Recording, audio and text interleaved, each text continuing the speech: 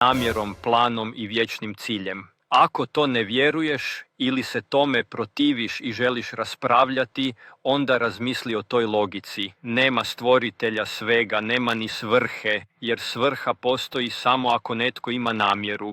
Ako nema namjere ni svrhe, onda je sve besmisleno i zašto bi se uopće trudio? Zašto bi se trudio? Zašto bi nešto radio? Zašto bi ustajao iz kreveta? Zašto bi išao u školu? Zašto bi radio za novac? Zašto bi zarađivao da ne umreš? Zašto ne bi želio umrijeti? To je jako depresivno, to razumijem. Zato ti barem nudim jedan pokušaj. Moj poziv svima je: pokušajte zadržati vjeru, čak i ako je mala. Ako ti je teško vjerovati, nemoj je odbaciti. Ne budi ciničan, nego njeguj tu vjeru. Jer samo ta vjera da postoji stvoritelj s dobrom namjerom koji ima moć spasiti, koji ima stvaralačku moć, moć spasenja, vječnu moć i vječnu ljubav prema tebi, to je ono što trebaš imati.